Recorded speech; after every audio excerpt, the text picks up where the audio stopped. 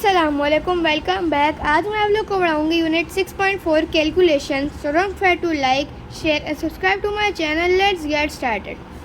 तो अभी तो इस कैलकुलेशंस के अंदर बेसिकली हम और थोड़े से कॉलम्स ऐड करेंगे। Opening stock, stock in, stock out और क्लोजिंग स्टॉक। मैं अपनी प्रीवियस वीडियो में आप लोगों को यूनिट 6.3 दिखाया था। यूनिट 6.3 के अंदर मैंने आप लोगों को बता दिया कि कंप्लीट हो चुका है हमारा टेबल।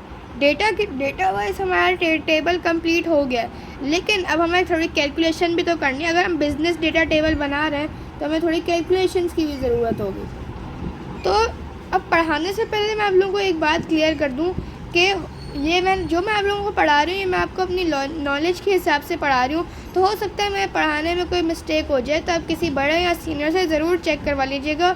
और मैं आप लोगों को कुछ चीज़ें ऐसे होती हैं जो आप लोगों को वर्ड टू वर्ड नहीं पढ़ाती। तो अगर मुझसे कोई सेंटेंस या कुछ चीज़ मिस हो जाए तो आप किसी बड़े सीनियर या एआई से इसका पूछ सकते हैं। तो अब हम स्टार्ट करते हैं। Number, values and calculations. In this lesson, you will use calculations to extend your data table. You will do calculations using spreadsheet formulas. You will calculate the number of items in stock at the start and end of the day, the value of your stock. तो अब हम इस lesson के अंदर basically calculations का इस्तेमाल करेंगे ताकि हम अपने डेटा टेबल को बड़ा कर सकें। और कैलकुलेशंस हम स्प्रेडशीट फार्मूलाज को यूज़ करते हुए करेंगे। और हम क्या कैलकुलेट करेंगे? नंबर ऑफ़ आइटम्स के कितने स्टॉक होता है। स्टॉक एक जिसना कितने स्टॉक हमारे पास शुरू में होता है और कितना आखिर में होता है। दिन के शुरू के दिन में कितना रहता है और फिर आखिर के दिन में कितना होता है। ज़ाहिर है शुरू में ज़्यादा अगर आखिर में कम होगा, क्योंकि हमने सेल भी तो किया है, तो इसीलिए हमारा स्टॉक कम हो जाएगा, यानी ओपनिंग स्टॉक और क्लोजिंग स्टॉक। और वैल्यू ऑफ स्टॉक यानी आपकी स्टॉक की वैल्यू, कितने वर्थ है आपकी stock. You will learn how to choose and use the right calculations for business purposes. अब हम जो है ना सीखेंगे कि हम कैसे कैलकुलेशंस को इस्तेमाल कर सकते हैं सही तरीके से बिजनेस के लिए। Items in stock. Stock is a business term. It means all the items that the business owns. Stock एक business term है और वो इसका मतलब है कि कितनी चीज़ें बिजनेस ओन करता है। कितनी चीज़ जो भी चीज़ें बिजनेस ओन करता है वो सारा उसका स्टॉक है। Products for it can include products for sale, raw materials and items being made in the business, other things the business owns such as tools. इसके अंदर हो सकते हैं, इसके अंदर इंक्लूड है स्टॉक के अंदर product for sale, raw materials और चीज़ें जो बिज़नेस में बनाई जा रही हैं, और दूसरी चीज़ जो बिज़नेस ओन करता है, एग्जांपल के तौर पर tools. It is very important for a business to keep track of the number of items they have in stock. बहुत ज़रूरी है बिज़नेस को कि वो जो है ना कहते हैं रिकॉर्ड रखे कि कितनी चीज़ें उसके पास हैं आइटम स्टॉक में। Stock represents a big investment for almost all businesses. Stock represent करता है एक बहुत बड़ी इन्वेस्टमेंट में हर बिज़नेस के लिए, ऑलमोस्ट हर बिज़नेस के लिए। The list of all the items a business has in stock is often called the inventory. जो भी लिस्ट है चीज़ों की, जो भी लिस्ट है चीज़ों की जो बिज़नेस के पास है स्टॉक के अंदर, वो होती है इन्वेंट्री। वो कभी कभार इन्वेंट्री कॉल की जाती है। Stock check. How does a business know how many items it has in stock. Business को कैसे पता रहता है कितना आइटम स्टॉक में। Workers in the company carry out a stock check. Workers जो कंपनी के अंदर होते हैं वो स्टॉक चेक कैरी आउट करते हैं। That means they go to the stock room or warehouse and count all the items.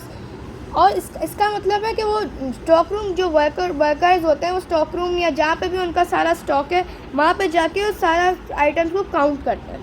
और nowadays the worker who carries out the stock check can use in inventory or on a portable device such as an tablet. इसका मतलब क्या है कि जो worker है, आजकल जो लोग हैं जो स्टॉक चेक कैरी आउट कर रहे होते हैं वो एक पोर्टेबल डिवाइस इस्तेमाल करते हैं, तो जिससे टैबलेट के अंदर पूरी उनके बिजनेस की इन्वेंट्री और फिर आगे वो नंबर लिख सकते हैं कितने हैं। Sometimes stock is marked with bar codes.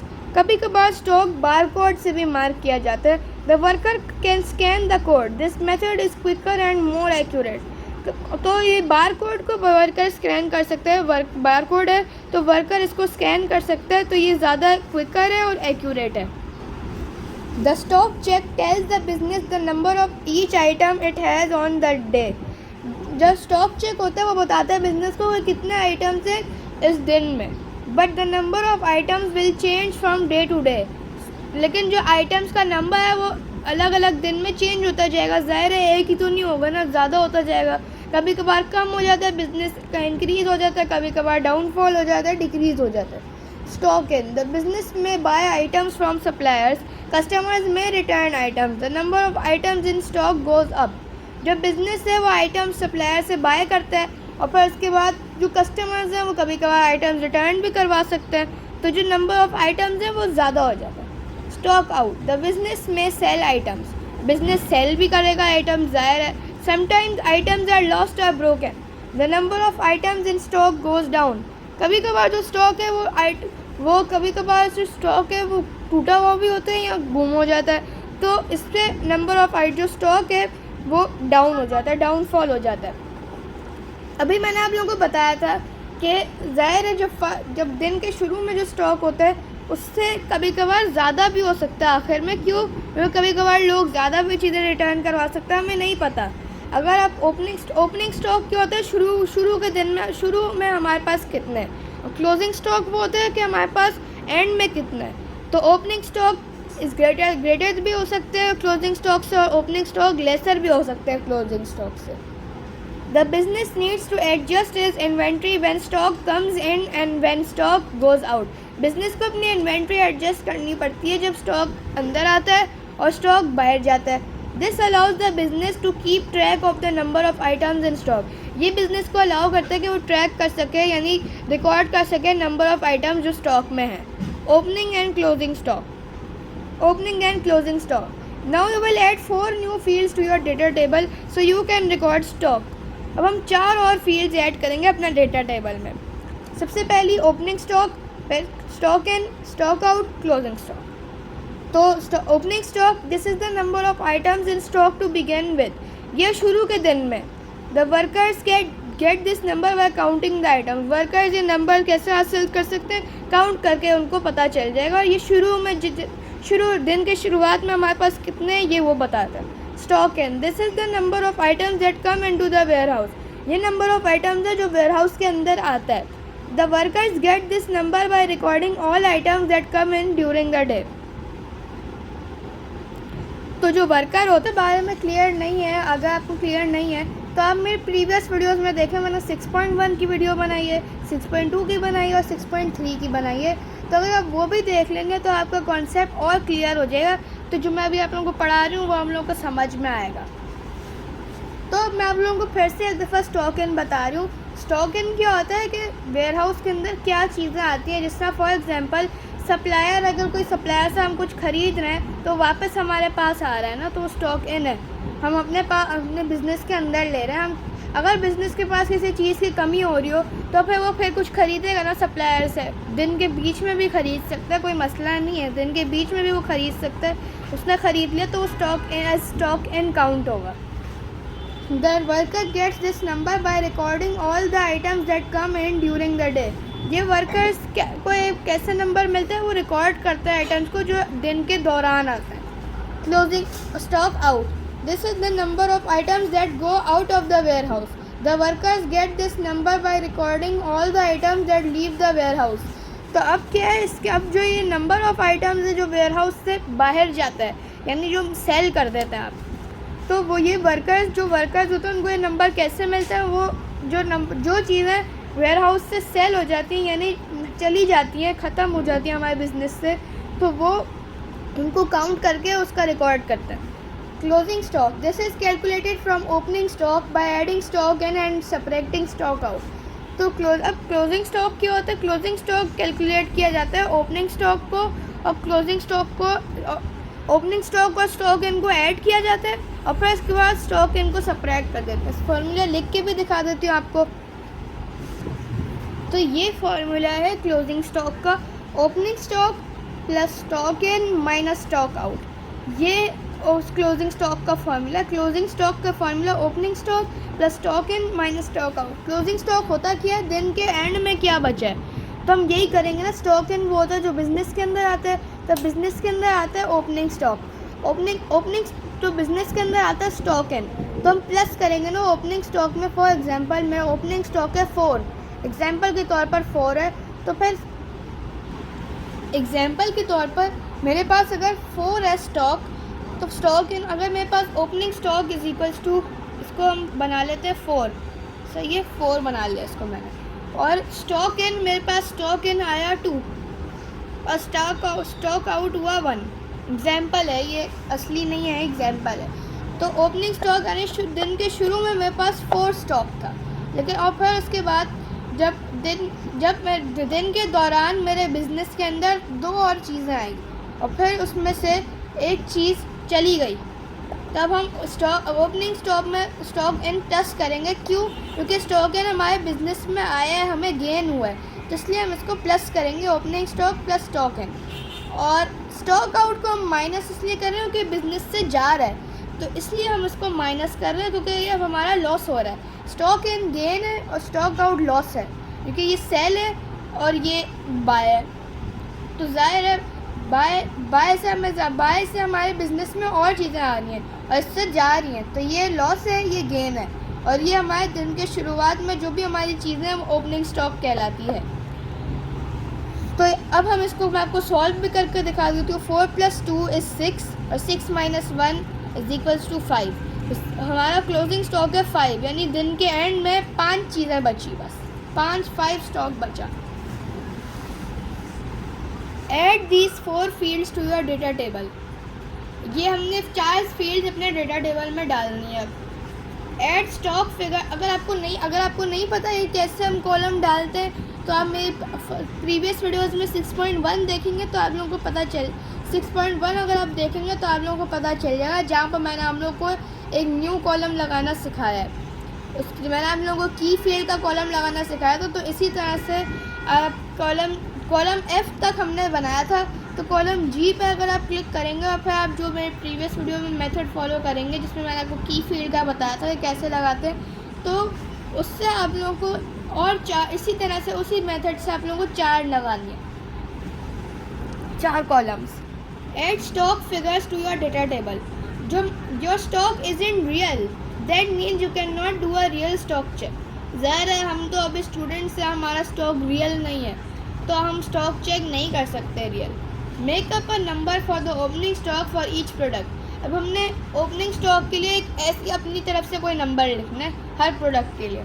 Enter 0 in the stock in and stock out columns for now. अब हमने जो स्टॉक इन और स्टॉक आउट का कॉलम्स है उसके अंदर हमने 0 डालना है। Leave the closing field empty for now. हमने क्लोजिंग स्टॉक की फील्ड को एम्प्टी रखना है। अब इस तरह से लगना चाहिए। कॉस्ट के बाद हमने 4 और कॉलम्स ऐड कर दिए, और वो है stock, opening stock, stock in, stock out, closing stock. Opening stock में आप अपनी मर्ज़ी का कुछ भी लिख दें, जो आपका दिल चाह रहा है नंबर लिख दें, और फिर उसके बाद आप स्टॉक इन के अंदर आप 0 लिखें, स्टॉक आउट में 0 लिखें। अभी के लिए स्टॉक इन में 0, स्टॉक आउट में 0, क्लोजिंग स्टॉक को खाली छोड़ दें, क्योंकि हम इसके अंदर फार्मूला लगाएंगे, फार्मूला से हम फाइंड आउट करेंगे। In the last lesson, you formatted your data as a table.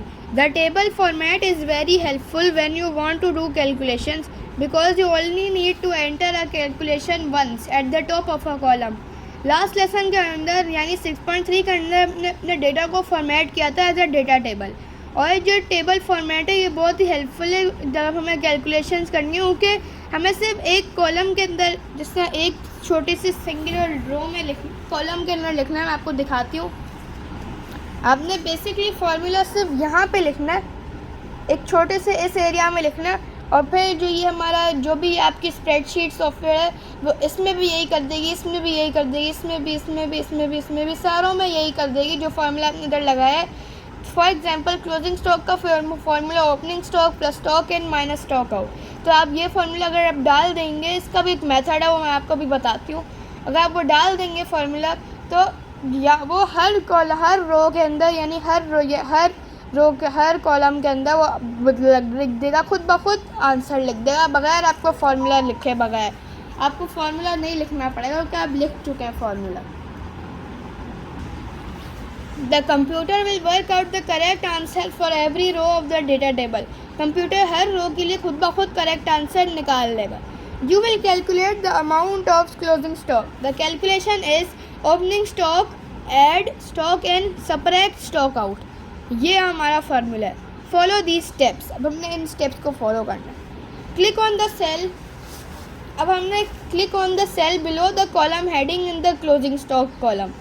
अब हमने जो क्लोजिंग स्टॉक को कॉलम है इसको हमने क्लिक कर दिया. इसके नीचे वाला ये सबसे नीचे वाला क्लोजिंग स्टॉक के नीचे ही एक सेल है, इसको एम्प्टी सेल है ये, उसको हमने क्लिक करना है. सही है. अब हमने लिखना है type an equal sign to start the formula. अब हमने इक्वल साइन लगा देना ताकि हम फार्मूला को स्टार्ट कर सकें. अब हमने ओपनिंग स्टॉक के फार्मूले पे क्लिक करना है. अब इसी रो के अंदर फर्स्ट ओपनिंग स्टॉक की हमने हेडिंग देखी, ओपनिंग स्टॉक के नीचे वाली वैल्यू को हमने क्लिक करना है. सही है. और फिर उसके बाद type an add sign and click on the stock and cell in the same row. अब हमने ऐड साइन लगाना है और फिर उसके बाद हमने स्टॉक इन के सेल को क्लिक करना है. ये स्टॉक इन के नीचे वाले को हमने क्लिक करना है. और फिर उसके बाद type a subtract sign and click on the stock out cell in the same row. अब हमने एक सब्ट्रैक्ट साइन लगाना है और हमने स्टॉक आउट के सेल को हमने अब क्लिक करना है. स्टॉक आउट की हेडिंग के नीचे वाले सेल को क्लिक करना है. तो फिर हमारे पास एक फॉर्मूला आ जाएगा opening stock plus close stock in minus stock out. फिर से बताती हूँ. सबसे पहले तो आपने क्लोजिंग स्टॉक के नीचे वाली जो हमारे पास एम्प्टी सेल है उसको दबाना है. फिर उसके बाद आपने इज इक्वल्स टू लगाना है ताकि आप फार्मूला को स्टार्ट कर सकें. नेक्स्ट अब आपने ओपनिंग स्टॉक के नीचे वाले कॉलम के अंदर क्लिक करना है और फिर उसके बाद आपने एक प्लस साइन लगाना है. प्लस साइन लगाने के बाद आपने स्टॉक इन के नीचे वाले नंबर को क्लिक करना है और फिर इसके बाद आपने फिर एक माइनस साइन लगाना है. फिर आपने स्टॉक आउट की हेडिंग के नीचे जो नंबर है उसको आपने क्लिक करना है. तो इससे हमारे एक फॉर्मूला बन जाएगा. और फिर हमने एंटर की बटन दबाना है. प्रेस द एंटर की and the computer will work out the closing stock. It will work out the correct answer for every product in the table. If you make a mistake with the formula, just start again. अब हमने enter की दबा दी. जब हमने formula लिख लिया तो computer खुद ब खुद closing stock closing stock calculate कर लेगा और वो करेक्ट आंसर कैलकुलेट करेगा हर प्रोडक्ट के लिए जो आपके टेबल में. अगर आप कोई मिस्टेक बनाएंगे फार्मूला के साथ तो आप फिर से कर लें, कोई मसला नहीं है क्योंकि मिस्टेक्स होती हैं. Stock value. Businesses spend a lot of money on buying stock, so they need to know the value of their stock. Business बहुत सारा पैसा खर्च करते हैं ताकि वो स्टॉक खरीद सकें, तो उनको अपने स्टॉक की वैल्यू भी तो पता होनी चाहिए. The stock value is the value of each item multiplied by the number of items in stock. तो स्टॉक वैल्यू का क्या फार्मूला है कि जो भी वैल्यू है स्टॉक वैल्यू का formula value of each item यानी cost multiplied by number of items in stock यानी cost multiplied by opening stock.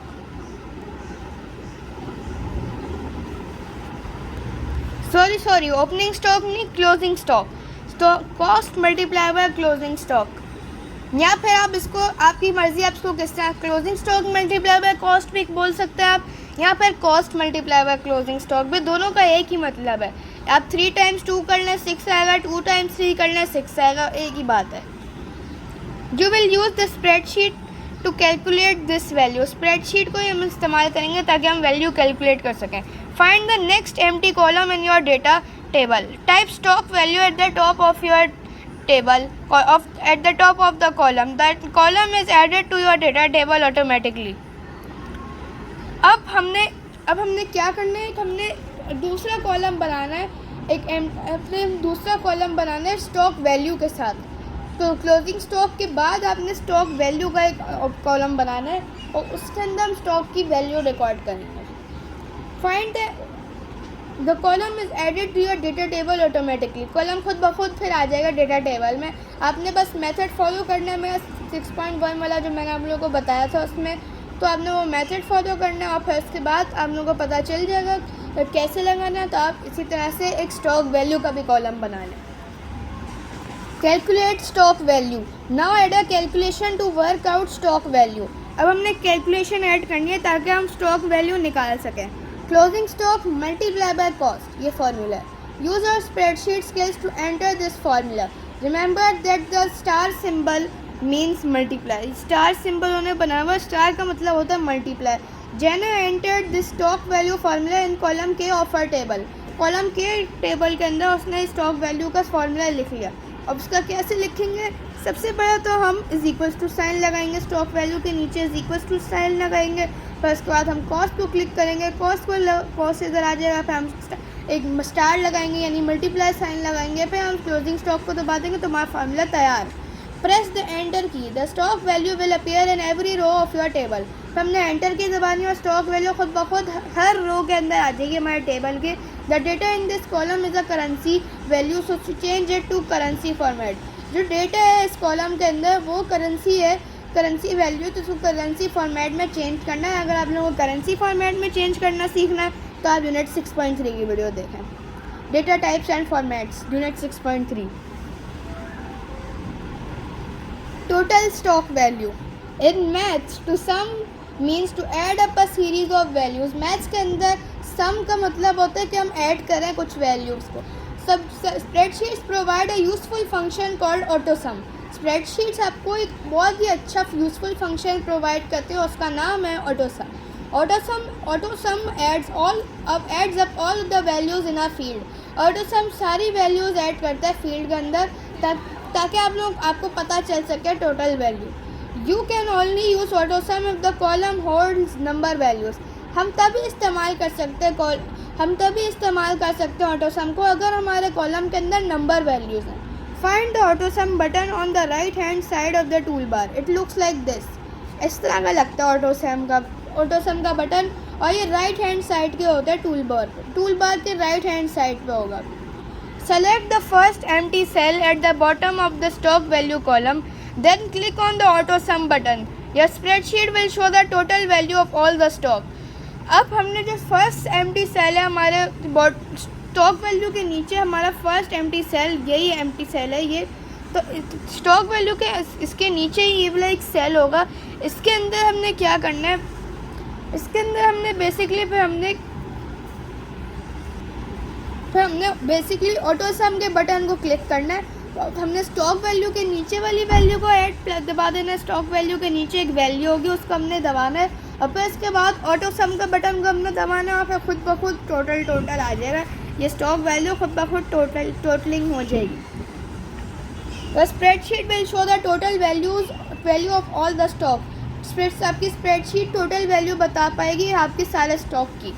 The image on the right shows the stock value column in Jana's table. Your numbers will be different. जो image, ये वाला image है, ये जेना की stock value, जेना का stock value है। अगर हमारे नंबर्स डिफरेंट होंगे क्योंकि हमने नंबर्स अलग हैं, अपनी मर्ज़ी के नंबर्स लिए।